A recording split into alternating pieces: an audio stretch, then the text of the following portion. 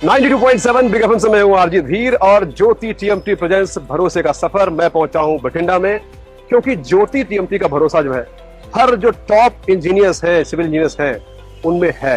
हम पहुंचे बठिंडा और जानते हैं अब इंजीनियर विनीत गर्जी से कि उनके लिए ज्योति टीएमटी का भरोसा क्या है। Let's go. 92.7 बिग एफएम से मैं हूं आरजी धीर और मैं पहुंचा हूं बठिंडा। बहुत सालों बाद आया, लेकिन एक अच्छे काम के लिए आया, क्योंकि ज्योति टीएमटी प्रेजेंस भरोसे का सफर। हम पहुंचे बठिंडा और बात करने वाले हैं कि क्यों ज्योति टीएमटी जो है लोगों के नस नस में जिसको मतलब बस चुका है, और उसकी वजह क्या है कि इतना भरोसा क्यों करते हैं हमारे जो इंजीनियर्स हैं, जो पूरे शहर को बनाते हैं, घर को बनाते हैं। मेरे साथ बठिंडा के एक जाने माने इंजीनियर हैं Vineet Garg ji. Sir welcome to the. Thank you sir, हम भी आपका वेलकम करते हैं हमारे ऑफिस में। Thank you sir. पहला सवाल आपसे मैं ये पूछना चाहूँगा कि जो टीएमटी बार्स है उसकी क्वालिटी चेक जो है बार्स की परचेज करने से पहले क्या क्या दिमाग में ध्यान रख के करना चाहिए? सर, जैसे जो आजकल ट्रेंड चल रहा है ना, जो अगर हम बात भी करें अर्थक्वेक प्रोन एरियाज जो है हमारे, तो वहाँ पे हम रिकमेंड करते हैं कि टीएमटी बार्स को ही लगाया जाए किसी भी कंस्ट्रक्शन साइट पे।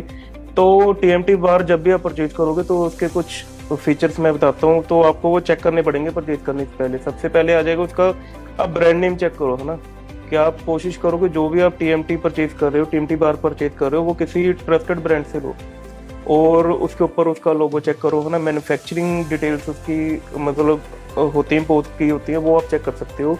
दूसरा क्या होता है, टीएमटी बार्स की हम डक्टिलिटी स्ट्रेंथ चेक कर सकते हैं। मतलब स्ट्रेंथ क्या होगा, उस डक्टिलिटी से क्या मतलब है कि अब जो आपका स्टील बार है उसको आप बेंड करके देखो ना, मल्टीपल टाइम्स उसको आप बेंड करो। बेंड करने पे अगर वो क्रैक कर रहा है तो अदरवाइज उसकी डक्टिलिटी पुअर है, तो टीएमटी में ये एक बेनिफिशियल पॉइंट है उसका।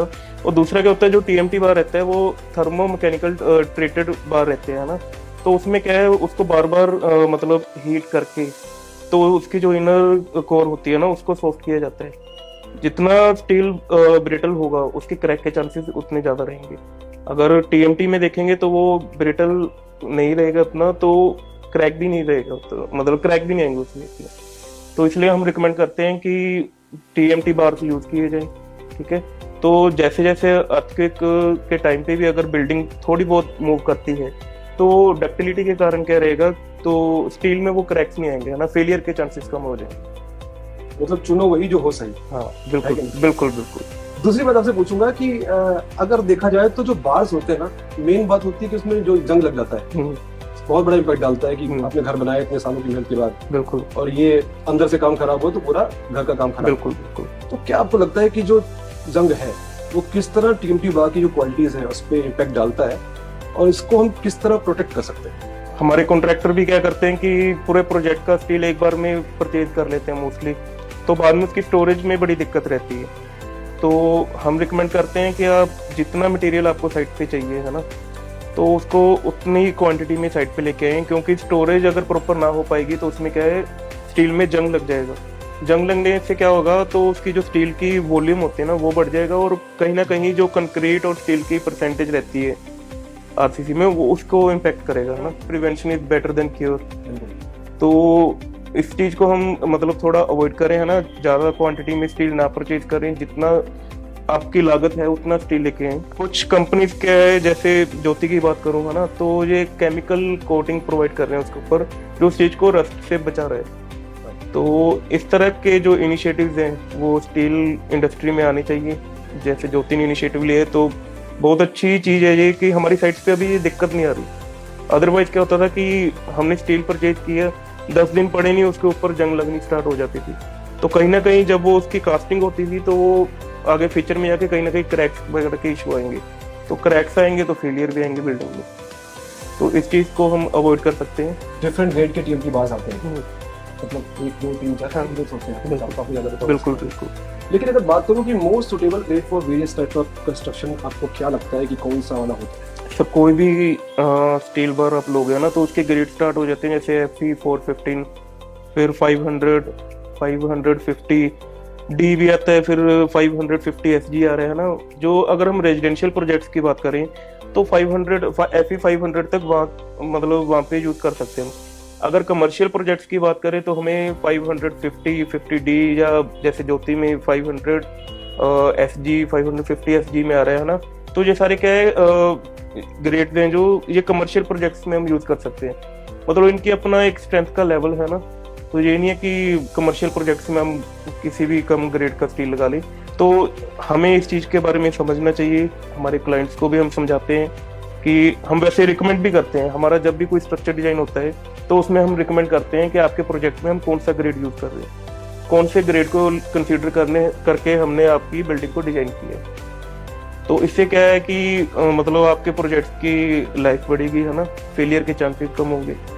तो ग्रेड्स को कंसीडर करना बहुत जरूरी है आज के टाइम में। सर अगर बात करूं LRF की, तो इसका रोल क्या होता है और किस तरह काम करता है?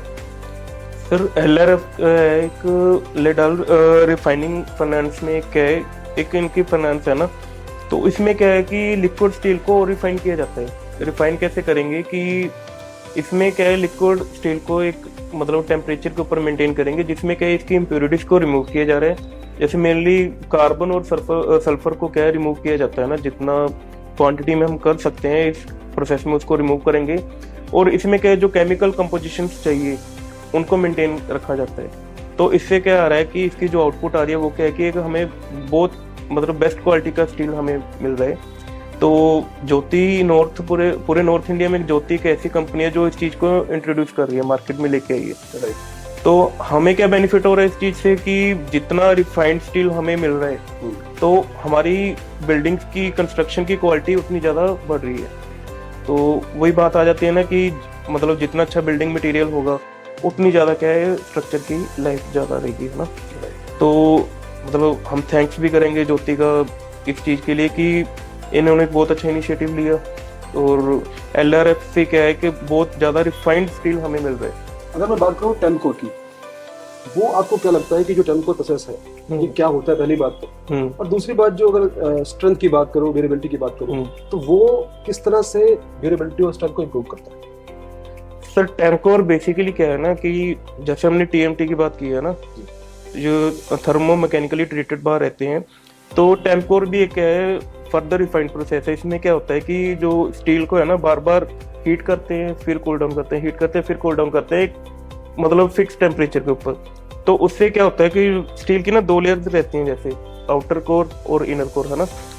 तो इस प्रोसेस से क्या रहेगा कि आपकी जो इनर कोर रहेगी ना वो थोड़ी सॉफ्ट हो जाएगी। सॉफ्ट होने से क्या होगा कि जैसे आप उसको बेंड करेंगे तो बेंड करने से वो क्या रहेगा, मतलब फेलियर नहीं आएंगे उसके ऊपर, मतलब क्रैक्स नहीं आएंगे। अगर क्रैक्स आ रहे हैं तो इट मीन्स आपका स्टील जो है वो सही नहीं है ना। तो जितना सॉफ्ट रहेगा अंदर से स्टील, डक्टिलिटी बढ़ेगी उसकी। डक्टिलिटी बढ़ने से क्या होगा, उसका जो बेंड करने का क्राइटेरिया रहेगा वो सही रहेगा। हाँ, तो इससे क्या बेसिकली क्या रहता है ना, जैसे कमर्शियल प्रोजेक्ट्स हमारे रहते हैं तो उसमें हम 2 चीज लेकर चलते हैं ना, स्टील और कंक्रीट। इन्हीं 2 चीजों के ऊपर क्या रहता है, हमारा प्रोजेक्ट पूरा मतलब डिपेंड रहता है ना। तो अगर कंक्रीट और स्टील सही नहीं रहेगा तो बिल्डिंग आप मतलब फेलियर के चांसेस बहुत ज्यादा रहेंगे आगे जाके। ज्योति एक ऐसी कंपनी है जो मतलब इन सब चीजों को कंसीडर लेकर करके चल रही है ना। जैसे पहले तो केमिकल कोटिंग लेके आई, फिर अभी ये टेम्पकोर प्रोसेस लेके आ रही है। तो इससे क्या हो रहा है कि हमें भी बेनिफिट हो रहा है कि हम जो चीज चाहते हैं कि इंडस्ट्री हमें प्रोवाइड करे तो वो अब मार्केट में आने लगी है।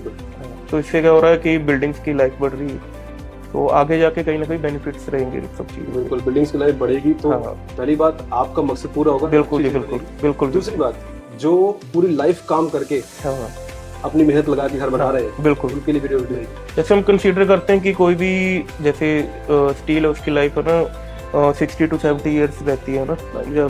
मतलब अगर स्टील की मतलब जो बिल्डिंग मटेरियल है ना, अगर वो सही यूज कर रहे हैं तो उसी ने क्या है उसकी एज को बढ़ाना है, बिल्डिंग की एज को। तो ये सब चीजें क्या है हमारे मतलब बहुत बेनिफिट प्रोवाइड करवा रहे हैं ना। तो ठीक है, ओवरऑल हम ज्योति को भी थैंक्स बोलेंगे कि एक अच्छा इनिशिएटिव बार बार लेके आ रहे हैं कुछ ना कुछ मार्केट में। बिल्कुल, ज्योति टीएमटी कहना भैया। हाँ, ज्योति बिल्कुल जी, बिल्कुल। और भरोसे से ही घर, बिल्कुल भरोसा, ये प्रॉपर भरोसा इनके ऊपर ही है हमारा। बिल्कुल, कहने का मतलब ये है कि चुनो वही जो है सही। और ज्योति टीएमटी को अपने घर में लेके आओ, घर बनाने के लिए। घर बनाओ मजबूती से और बस रहो, एंजॉय करो और स्टिक के सुनते रहो 92.7 mega FM. Thank you so much. Thank you sir, thank you.